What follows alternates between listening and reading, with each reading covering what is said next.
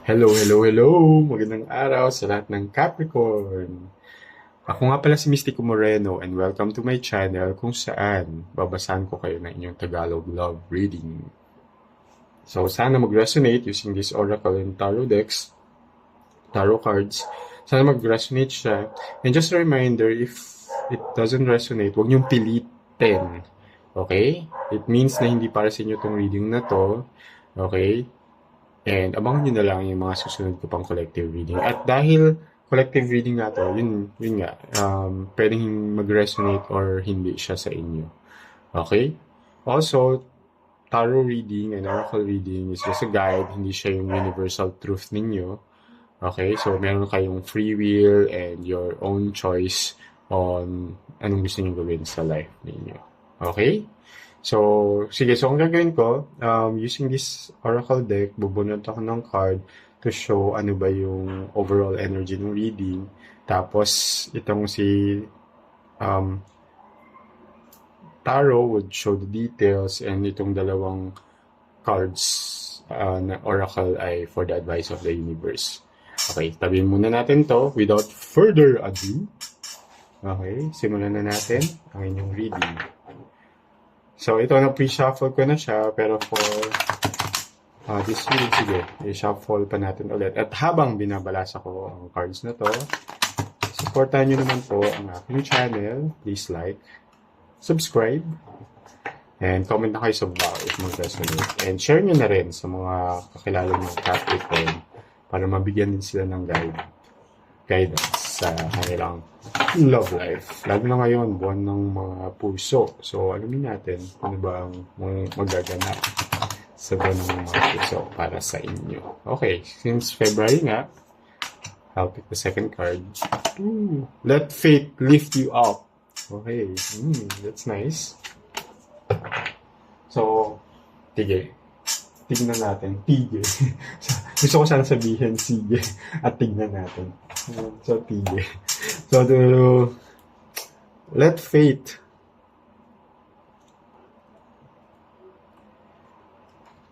lift you up. So, accept the darkness to find the light. So, sabi dito, faith is a state of openness or trust. A fanatic person who clings to certain ideas about the nature of God and the universe has no faith at all. The attitude of faith is to let go and become open to the truth, whatever it might turn out to be. It's a quote from Shunryu Suzuki. And what you need to reflect is, there is a treasure chest inside you that is ready to be opened. The way to this divine gift is a path not easily recognizable. You can only take this journey with total confidence. Your deeper nature encourages you to grow into a new consciousness. Your fortune is hidden in the wonder of who you are. It takes faith and total trust in love as your guide to surrender into the truth of this deep nature. Nothing great in this world can be accomplished without a living faith. Give yourself faithfully over to the unrecognized path. Know that you have the ability to use the divine gift inside you. Have faith in the guidance of the flow from a mysterious source that seeks your well-being. Go beyond the way of thinking that ensnare you to deal with issues of mere survival. Have faith that you can now tap into your vision easily and be assured that you can learn how to clear the way for your divine gift to reveal itself. Your mantra would be, I leap with faith to achieve my goal. I am fully aware that I am not making a mistake, nor I am worried that I may make one. O, diba? Ganda. So, lalo na, love reading to when it comes to love. Gusto ko yung sinabi dito na yung sa last part, yung sa mantra nyo na, I am fully aware that I am not making a mistake, nor I am worried that I may not make one. So, lalo na pagdating sa love, parang sigurado ka na, okay, I choose love and alam kong tama tong pagpili ko sa love na to. Okay, so maniwala ka lang. Have faith, diba? And maganda kung lalo na kung ito yung overall energy ng reading na ito. So let's see. Tingnan natin sa detalye. Ano bang nagaganap ngayon sa collective? So, kung bakit sinabi ni universe na have faith. Diba? Maniwala ka lang, nampalataya ka. Okay? Sige, na-pre-shuffle ko na ito, pero yeah, last 3, 2,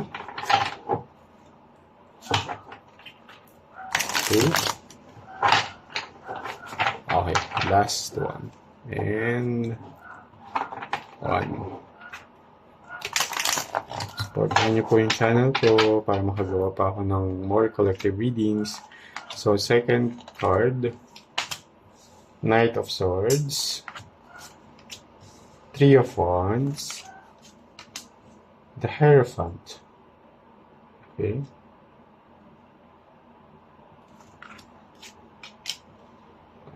Five of Swords. Oh! Wait lang. Death card. Queen of Cups. The Hermit. Okay. Six of Swords. 10 of Wands. And Queen of Wands. At ganun ang ending card.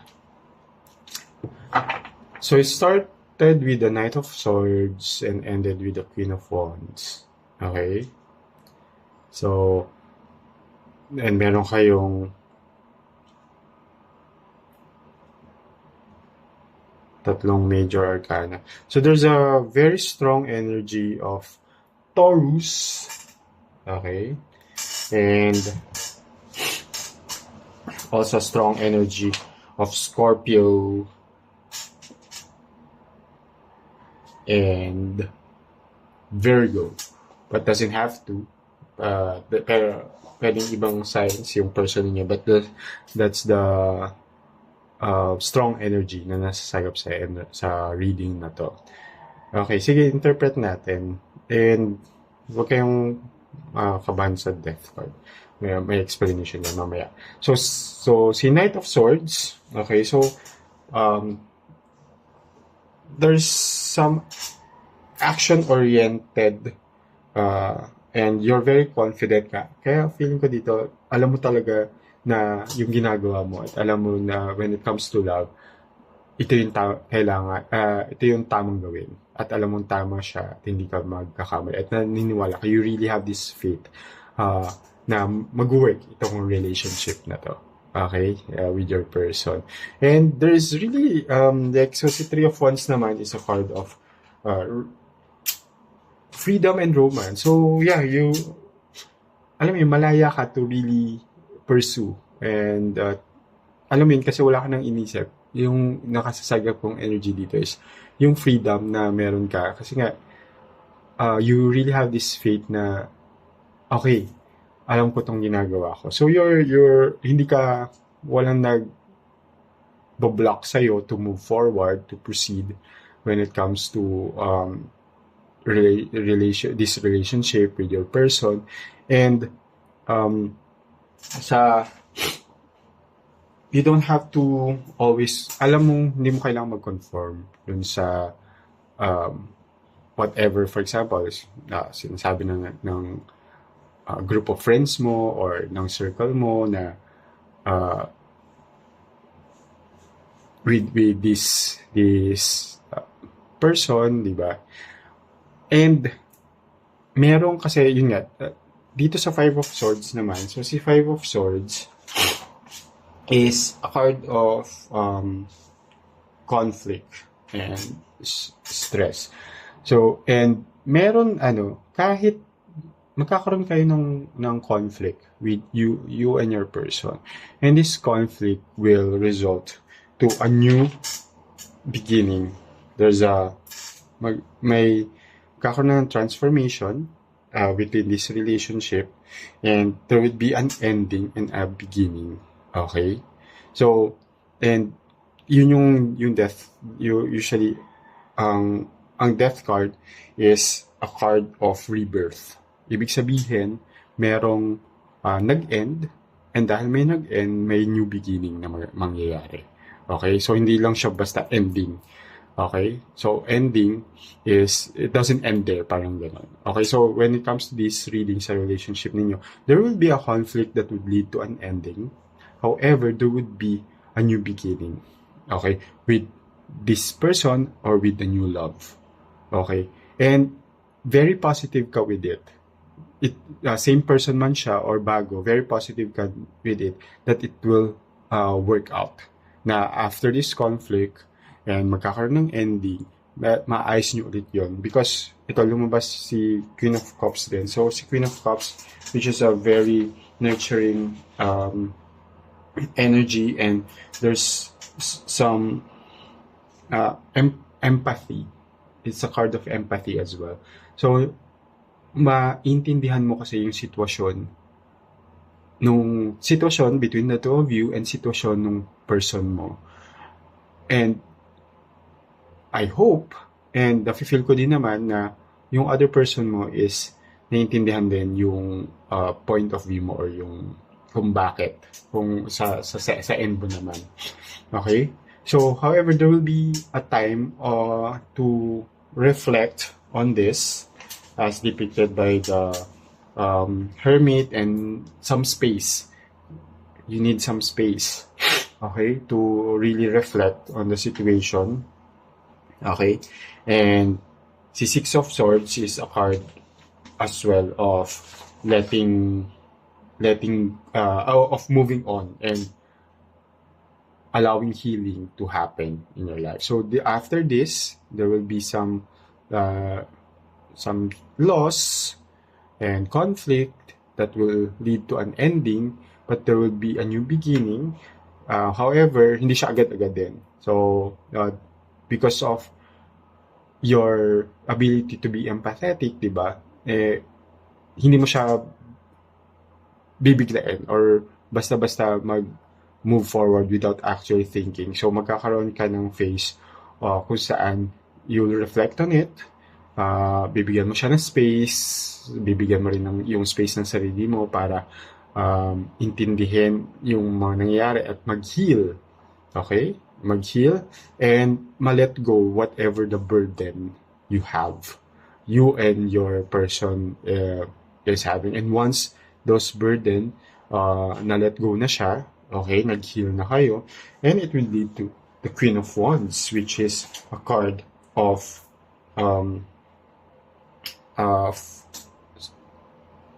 optimism and celebration, as you can see here naman. So, the Wands is about your passion and desire to love. And sabi nga dito, alam mo, you have to have faith that everything will work out for you. Okay? And it will work out naman. So, it started with action-orientedness when it comes to pursuing and moving with the romance between you and your person. However, magkakaroon nga lang ng ending on it, but it doesn't stop there. Alam mo, you should have faith na parang, ay, ito na yun, di ba? Hindi, maniwala ka na there's a new beginning, and you just need some space and healing for it to happen, to offload the burden na nararamdaman ninyo, so that you will eventually celebrate when it comes to love. Okay?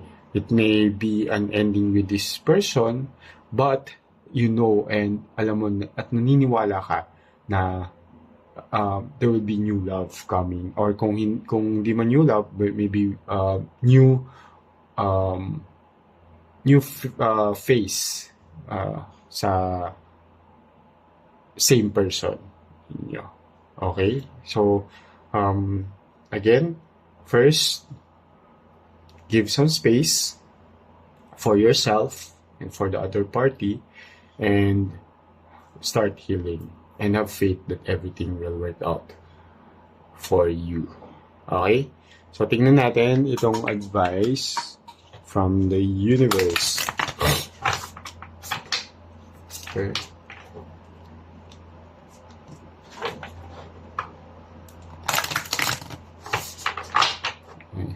Second card, Elegance. Elegance. Let's see. So, si Elegance is, so sabi, look for beauty and grace in your everyday life and you will find it. Diba? So, You may see grace in the movements of an artist, in the curve of a flower, or in the innocence of a child. Notice the delicate nobility in motion or sound. Bring elegance into your life through attention to your appearance, the way you carry out tasks, or the way you move through a room. Small touches can enhance the splendor in your life. Brighten a room with flowers, put on beautiful clothing, and eat a meal of the fine china. Adding some elegance to your life will elevate your mood and pull your attention to the beauty around you. So, sinasabi lang din dito that you should see the positive things happening here when it comes to your love and your connection. And once you see the positive things, mas nagiging optimistic ka sa lahat ng bagay. And kaya mas nagiging strong pa yung faith mo na, oo, everything will be alright and everything will work for me. Diba? So, and this card as support, i-shuffle ko na rin ito. Here's Marigold. Okay? Marigold! Okay. So, si Marigold is a card of freedom din, and joy, and transformation. So, something will really transform from an ending to a new beginning. And you just have to see the beauty in the process of transitioning from the ending and to the new beginning. Okay? Ayan. So, sana nag-resonate po itong reading nito sa inyo. If nag-resonate, yun nga, paki-like naman ang channel, subscribe na kayo. And I really hope that this guidance would help you. Okay, maraming salamat sa lahat ng Capricorn dyan. So, hanggang sa muli. Salamat and ingat!